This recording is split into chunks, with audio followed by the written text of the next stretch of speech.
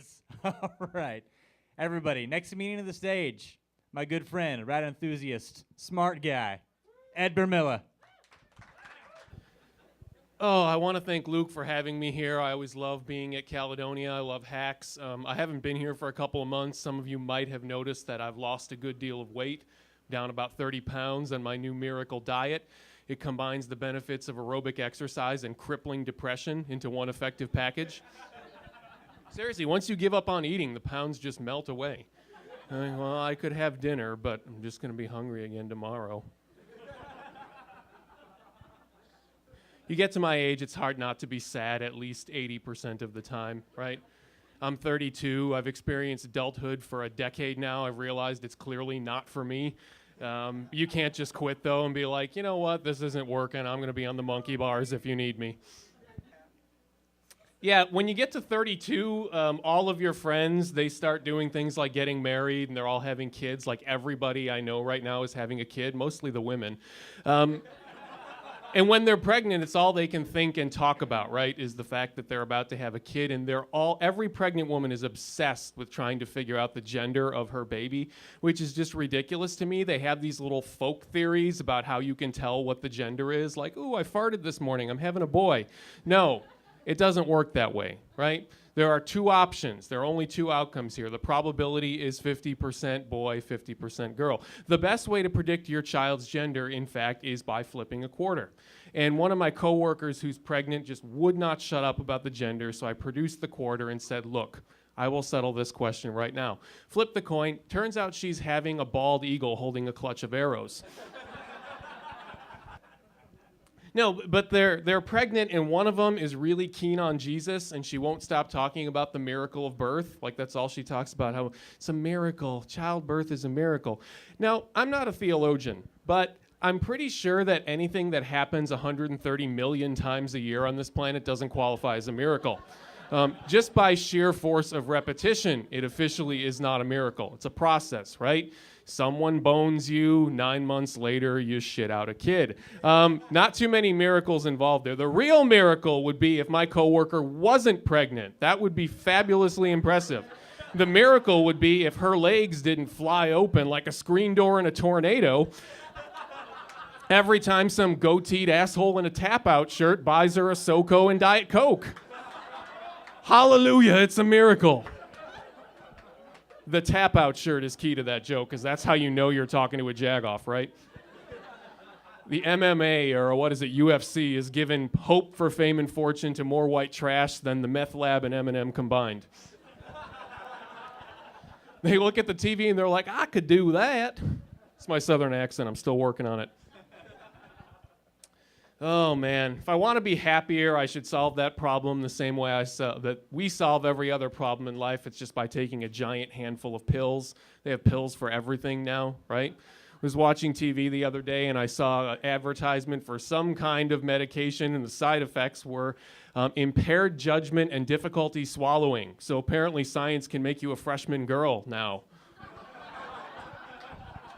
That hitting a little too close to home for some of you? Keep practicing, remember to breathe. You don't want to be average your whole life. As you can probably tell at this point, I don't have the greatest interpersonal skills, and I absolutely detest small talk. I was waiting in line at Kroger on Saturday, and a guy came up to me out of the blue, obviously a lonely old man, and he says, hey, did you hear it's going to be 78 degrees today? I turned to him and I said, Celsius? My God, we'll be killed. Conversation over.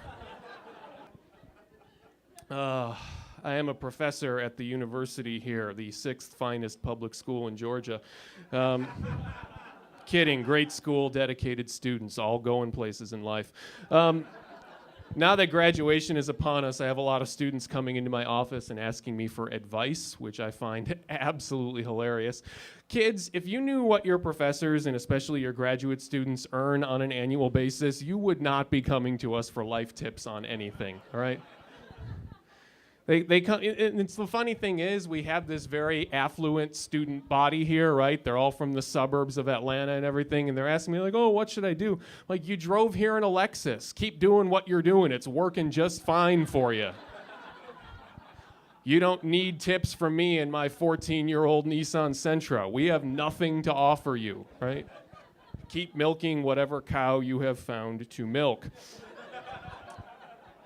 I had a student one time who occasionally they find out that I like to do comedy, and one of them told me that he wanted me to do an event at his frat house because he heard I like to do comedy, and they thought it would be great to have a comedian. He was like, you got to tell some conservative jokes, though. You can't do all that liberal stuff. That's not going to fly. And I was like, what? And he says, well, you know some conservative jokes, right? And I was like, Saxby Chambliss, but that's pretty much all I have to work with right now. Like, is that even possible to have a conservative stand-up comedian? Like, that just doesn't make any sense at all. Like, hey, what is the deal with those Mexicans?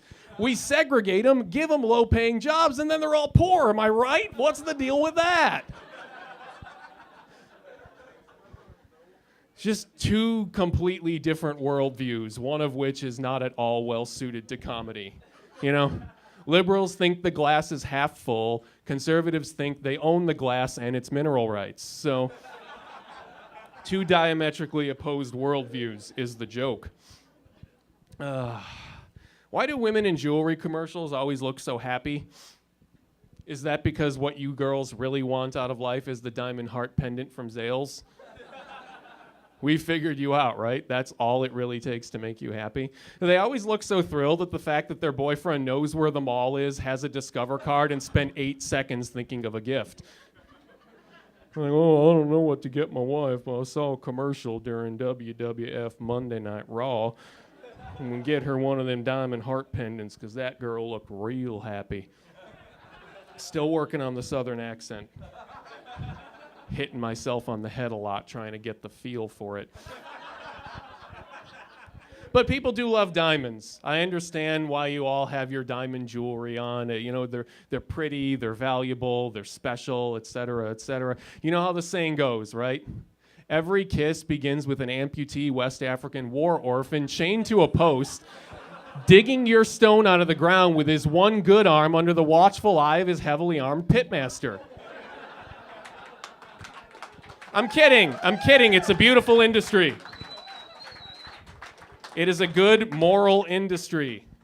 You should be proud of that purchase. This is so classically American. They're like, I don't want to know where my diamond came from. Well, it came from a kid with no fucking legs. So you should put his picture on the box, see how you feel on Valentine's Day. This is a mirror. He doesn't have parents, and he does have AIDS. What, that was too much? Oh, we were with you up till there, but that won't do.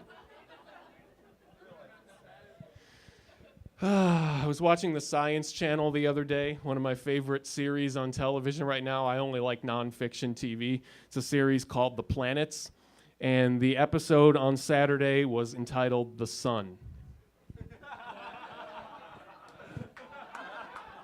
There's no punchline.